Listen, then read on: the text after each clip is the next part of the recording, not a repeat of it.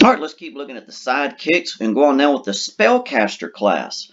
So before we looked at the expert, and now we're looking at the second of the three classes that these sidekicks can take on.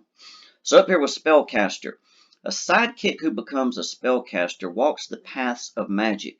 The sidekick might be a hedge wizard, in other words, not as strong as what you'd think of as a usual wizard being. A priest, a soothsayer, magical performer, or a person with magic in their veins. To gain the Spellcaster class, a creature must have at least one language in its stat block that it can speak. And we saw that with the Expert class before this too. They need to be able to speak a language. A sidekick gains the following class features as it gains levels in this class as summarized on the Spellcaster table. So remember, these can be just about anything from the monster manual, as long as they're at least a half CR, something like that. And one half CR is where they want them. And then that one language is kind of another thing they want them all to have. But here at first level spellcaster feature, they get bonus proficiencies. The sidekick gains proficiency in one saving throw of your choice, wisdom, intelligence, or charisma. In addition, the sidekick gains proficiency in two skills of your choice from the following list: the arcana, history, insight, investigation, medicine, performance, persuasion, or religion. The sidekick gains proficiency with light armor, so at least they got a little bit of armor going on there. And if it's a humanoid or has a simple or martial weapon in its stat block, it also gains proficiency with all simple weapons. So that's sort of a common thing to them right there. So next we have spell casting.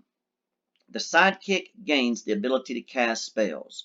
If the creature already has the spellcasting trait, this feature replaces that trait, so it won't add to it, unfortunately, just replaces. Choose the spellcaster's role. Do you want to be a mage, a healer, or a prodigy? This choice determines the spell list and spellcasting ability used by the sidekick as shown in the table.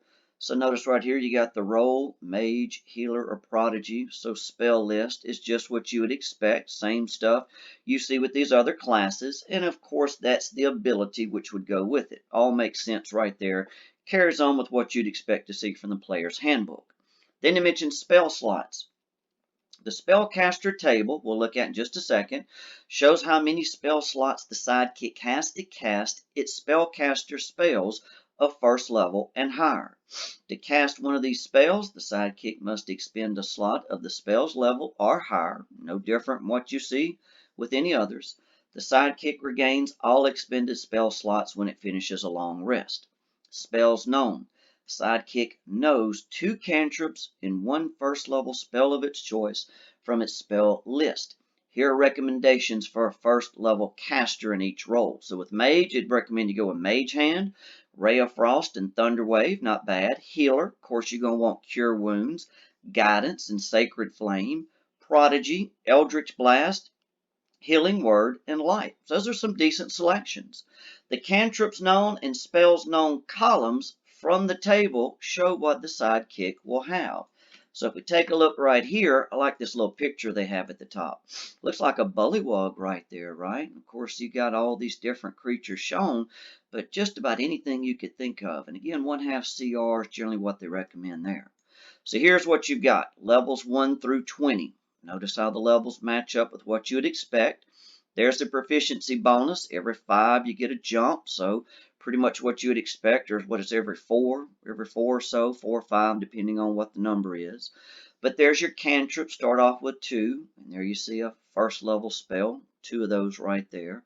And then as it progresses, this is about what you would expect, say, if something like a rogue is following, that little side class where they get the spells and such. So it's largely a lot of the same table, but notice they have a decent progression. You can see right here they've got some little extras we want to look at right after this. So nothing surprising, but notice they get up to 5th level spells, so they're not going to progress but about half as fast as what you'd see with most casters, but with a sidekick, that sounds right. So each of the spells in the spell known column must be of a level for which the sidekick has spell slots, as shown on the table. For instance, when the sidekick reaches 5th level in this class, it can learn one new spell of 1st or 2nd, and so on down the line. Everybody knows how those tables work. Additionally, when the sidekick gains a level in this class, you can choose one of the spells it knows from this class and replace it with another spell from its spell list. As we know, as you go up in level, sometimes a spell that was good at level 1, not so much at 3, 4, so on down the line. The new spell must be a cantrip or of a level for which the sidekick has a spell slot.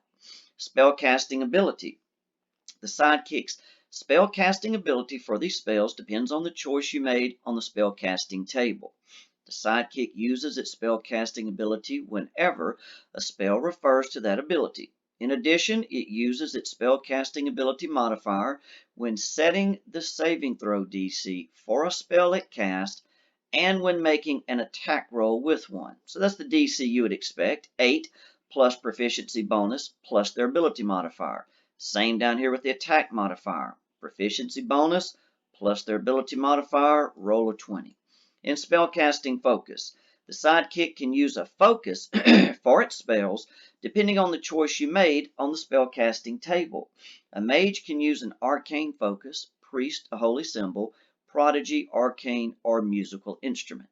So here at 4th level, ability score improvement. Just as you see with so many classes, here they could bump one of their ability scores up by 2 or 2 of them up by 1 with the max of 20 as always. Then we got a 6th level feature, potent cantrips. The sidekick can add its spellcasting ability modifier to the damage it deals with any cantrip. So a little extra right there. 14th level empowered spells. Choose one school of magic. Whenever the sidekick casts a spell of that school by expending a spell slot, the sidekick can add its spellcasting ability modifier to the spell's damage roll or healing roll, if any. And then at level 20, focused casting. Taking damage can't break the sidekick's concentration on a spell. So that's a nice little extra right there. That's something I ought to have in some of the regular classes. So there's our Spellcaster, the second of our sidekicks. We'll look at the third one soon. Until then, good luck and good gaming.